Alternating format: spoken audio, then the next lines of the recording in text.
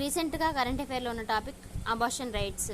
అయితే తల్లి గర్భంలో ఉన్న శిశువుకి జీవించే హక్కు ఉందా లేదా, తల్లి అబార్షన్ చేయించుకోవాలనుకుంటుంది.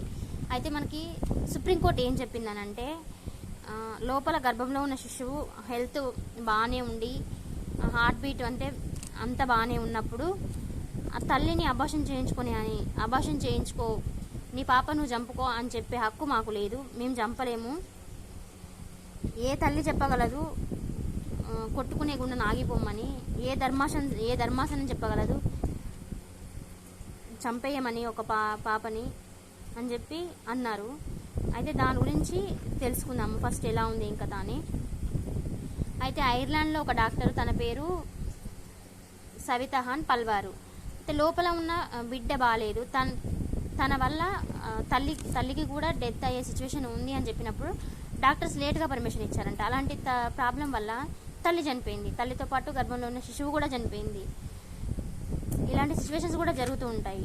అయితే మనకి ఇండియన్ పీనల్ కోడ్ యాక్ట్ 1860 ప్రకారము మిస్క్యారేజ్ కావాలనే అయితే అది క్రైమ్, అంటే మనం కావాలనే చేస్తే అది క్రైమ్ అని చెప్పి ఇండియన్ ఐపీసీ 1860 ప్రకారం ఉంది. అయితే మెడికల్ టెర్మినేషన్ యాక్ట్ 1971 ప్రకారము అబార్షన్ అనేది చట్టబద్ధం చేశారు. ఎలాంటి సిచ్యువేషన్స్లో అంటే మనకి రేపు, minor, physically challenge person, mental status బాగాలేని తల్లి, అంటే ఒక అవివాహిత తను రేపు గురవ్వడం కానీ, లేకపోతే మైనర్ అవ్వడం కానీ, లేకపోతే తన హెల్త్ మెంటల్ కండిషన్ ఏది బాగాలేనప్పుడు అలాంటి టైంలో తను అబార్షన్ చేయించుకోవచ్చు.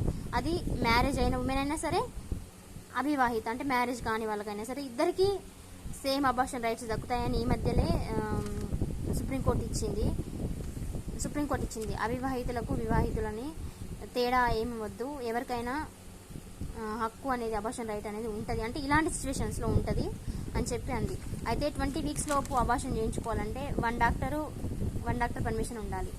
24 వీక్స్ లోపు అయితే 2 డాక్టర్స్ పర్మిషన్ ఉండాలి. కానీ 24 వీక్స్ దాటింది అని అంటే మెడికల్ బోర్డ్ పర్మిషన్ ఉండాలి.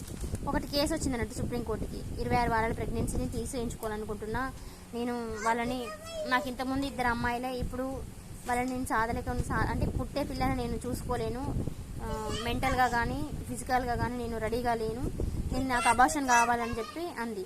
అయితే చంద్రచూడ్ అండ్ హిమా కోహ్లీ, నాగరత్న ముగ్గురు ఈ సభ్యులు గల ధర్మాసనం ఏమందనంటే, హిమా కోహ్లీ అంది, బేబీ హక్కు, జీవించే హక్కు మేము చెప్పలేము, చంపేయమని అని చెప్పింది. అలాగే నాగరత్న, తల్లికి హక్కు ఉంది, తను పెంచలేను పొజిషన్లో తల్లి కానీ వాళ్ళని లైఫ్ స్పాయిల్ చేయలేదు కదా అని నాగరత్న అంది. చంద్రచూడ్ అన్నాడు, అబార్షన్ చేయించే హక్కు, కొట్టుకునే గుండెను అంటే అబార్షన్ పిల్లని చంపేయమనే హక్కు మాకు లేదు అని చెప్పి ముగ్గురు కలిసి ఇచ్చారన్నట్టు. ఈ ముగ్గురు ఏమన్నారు, అబార్షన్ చేయించుకోమని చెప్పే హక్కు మాకు లేదు, కాకపోతే మేము ఒక పాపని సేఫ్గా డెలివరీ అయిన తర్వాత మేము చూసుకుంటాము, డెలివరీ అయిన తర్వాత నువ్వు ఏదైనా ఒక ఆర్గనైజేషన్కి ఇచ్చేయి, వాళ్ళే చూసుకుంటారు పాపని, కానీ చంపేయకు, వద్దు అని చెప్పి మేము ఎలా చెప్పగలం చంపమని అని చెప్పి ఇచ్చారు. రీసెంట్గా కూడా ఒకటి సుప్రీంకోర్టు, అంటే 24 వీక్స్ ప్రెగ్నెన్సీ, ఒక అమ్మాయి ఎన్ని ఇయర్స్, 18 అబోవ్ అమ్మాయి కూడా ఇలానే అబార్షన్ కోసం కేసు వేసిందంట.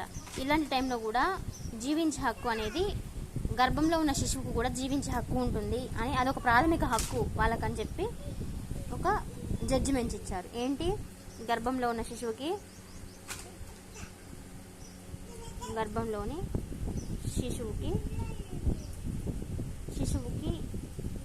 ప్రాథమిక హక్కు, అది హక్కు ఎప్పటి వరకు అంటే ఆ తల్లి 24 వీక్స్ లోపు అయితే ఇలాంటి సిచ్యువేషన్లో అబార్షన్ చేయించుకోవచ్చు. కానీ అంతా బాగానే ఉంది, పాప హెల్త్ అంతా బాగానే ఉంది, కానీ మిగిలిన కండిషన్స్, ఇలా పాప హెల్త్ బాగానే ఉంది, తల్లికి కూడా ఏం ప్రాబ్లం కాదు, కానీ తను పెంచలేదు, సాధలేదు అనే దానివల్ల అబార్షన్ చేయించలేము, జీవించే హక్కు ఉంది అని.